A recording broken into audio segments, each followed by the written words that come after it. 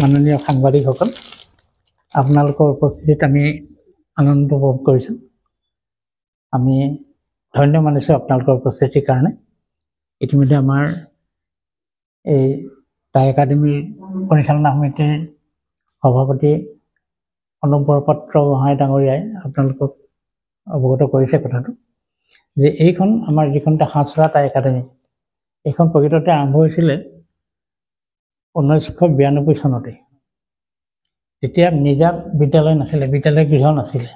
হাঁহচৰা উচ্চতৰ মাধ্যমিক বিদ্যালয়ৰ এটা পুৰণি ঘৰত আমি তেতিয়া আৰম্ভ কৰিছিলোঁ। সেইখন কমিটিৰ মই সহকাৰী সম্পাদক আছিলোঁ।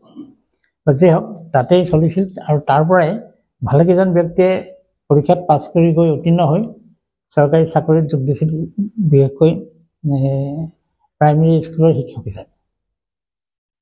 তাৰপিছতে কিছুদিনৰ কাৰণে বিদ্যালয়খন স্থগিত হ'ল, যিহেতু নিজৰ গৃহ নাই, গতিকে অসুবিধা হৈছিলে। কিন্তু আমাৰ সৌভাগ্যৰ বিষয় যে যোৱা 22/8 নহয়, এইটো তাৰিখটো হৈছে 22/9/24, যোৱা 22/9/24 তাৰিখৰ পৰা আমাৰ এই অনুষ্ঠানটো নতুনকৈ নামাকৰণ কৰা হ'ল। আগৰ নামটো আছিলে হাঁহচৰা টাই সাংস্কৃতিক ভাষা সাংস্কৃতিক কেন্দ্ৰ, এনেকুৱা নাম আছিলে। এইটো আগৰ নাম, টাই ভাষা সাংস্কৃতিক চৰ্চা কেন্দ্ৰ। এইটো বহুত পুৰণি নাম আছিলে। আৰু এতিয়া নতুনকৈ টাই সাংস্কৃতিক কেন্দ্ৰ বুলি নামটো কৰা হ'ল। লগতে এই বিদ্যালয়খনৰ নামটো দিয়া হ'ল হাঁহচৰা টাই একাডেমী। এইটো যোৱা 22/9/24 তাৰিখৰ পৰা হৈছে, ৰাজহুৱা সভাৰ সিদ্ধান্ত মৰ্মে হৈছে। এই ৰাজহুৱা সভা বোলোতে আমি আকৌ মেডাম মেফি কমিটিলৈও অলপমান কথাটো উল্লেখ কৰিব লাগিব। কাৰণ এই বস্তুটো হাঁহচৰা যিখন মেডাম মেফি উদযাপন সমিতি, সেই সমিতিখনেই নিয়ন্ত্ৰণ কৰি আছে। যাই হওক বাৰু, এতিয়া আমি এই বিদ্যালয়খন আৰম্ভ ইতিমধ্যে কৰিছোঁ। আমাৰ সৌভাগ্য যে টাই আহোম উন্নয়ন পৰিষদৰ পৰা 35 লাখ টকাৰ এটা সাহাৰ্য দি এটি গৃহ বনাই দিলে, য'ত আমি এতিয়া উপস্থিত আছোঁ। এই 4 কোঠলীয়া এটি গৃহ। তাৰপিছত ইতিমধ্যে আমাৰ স্থানীয় বিধায়ক ডাঙৰীয়াইও গেষ্ট হাউচ হিচাপে, অতিথিশালা হিচাপে 2টি কোঠাৰ এটি ঘৰ অনুমোদন দিছে আৰু ঘৰটো ইতিমধ্যে নিৰ্মাণ অৱস্থাত আছে। আৰু আমাৰ স্থানীয় ৰাইজৰ চেষ্টাত আমাৰ ইয়াতে এটি চাউচেন ৰেং গঢ়ি উঠিলে আৰু এই চাউচেন ৰেংটো ৰাইজৰ দান বৰঙণিৰ দৰে গঢ়ি উঠিছে।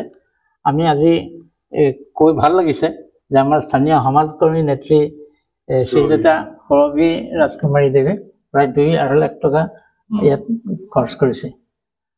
গতিকে এইটো বোধহয় এতিয়ালৈকে আমাৰ 4 লাখ মান টকা খৰচ হৈছে, 5 লাখৰ বেছি হৈ গ'ল। এতিয়া আৰু 2-3 লাখ টকা খৰচ কৰিলে এইটো সম্পূৰ্ণ হ'ব। যে হওক, সেইখিনি হৈ গ'ল। তাৰপিছত এতিয়া আমাৰ বিদ্যালয়খন আৰম্ভ কৰিবৰ কাৰণে এডোখৰ মাটিৰ প্ৰয়োজন। সেই মাটিডোখৰ আমাৰ স্থানীয় বগাধৰ পাত্ৰ বুলি কয়, তেখেতে 1.5 কঠা মাটি আমাক দান দিলে।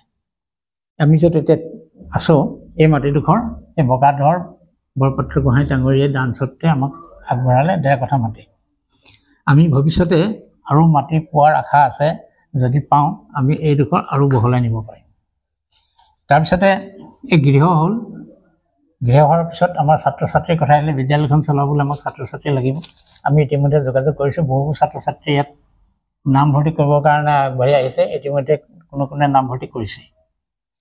তাৰপিছত অহা 1 এপ্ৰিল তাৰিখৰ পৰা আমি ক্লাছখিনি নিয়মীয়াকৈ চলাবৰ কাৰণে সকলো যোগাৰ কৰি আছোঁ। যদিও 2-4টা বস্তু এতিয়া সম্পূৰ্ণ হোৱাগৈ নাই, কিন্তু আমাৰ কেইদিনমানৰ ভিতৰতে সেইটো সম্পূৰ্ণ হ'ব। 1 তাৰিখৰ আগত আমাৰ চব সম্পূৰ্ণ হ'ব। এইটো প্ৰথম নাই হোৱা। এইটো প্ৰথম। ইয়াত আমি 2টা খাপত শ্ৰেণীখিনি চলাম। এটা হ'ল মেট্ৰিকৰ ওপৰৰ যিটো হায়াৰ ছেকেণ্ডেৰী ক্লাছ 11-12, এই 2টা ক্লাছৰ ভিতৰত এতিয়া আমাৰ 11th আৰম্ভ। আকৌ তাৰ তলৰখিনি, মেট্ৰিকৰ তলৰ যিখিনি ব্যক্তি যিকোনো বয়সৰ হ'ব পাৰে, তেখেতসকলক এনেই ভাষা শিক্ষা ভাষাটো শিক্ষা দিবৰ কাৰণে আমি এটা ক্লাছ কৰিম। যদি প্ৰয়োজন হয়, আমি বৃদ্ধসকলৰ কাৰণে আৰু যুৱক যুৱতীসকলৰ কাৰণে বেলেগকৈ ল'ব পাৰোঁ। কিন্তু প্ৰথম অৱস্থাত আমি একেলগে কৰিম বুলি ভাবিছোঁ। আমাৰ ক্লাছটো শনিবাৰ আৰু দেওবাৰে পিছবেলাকৈ হ'ব। কাৰণ ৰাইজৰ সুবিধা হ'ব তেতিয়া।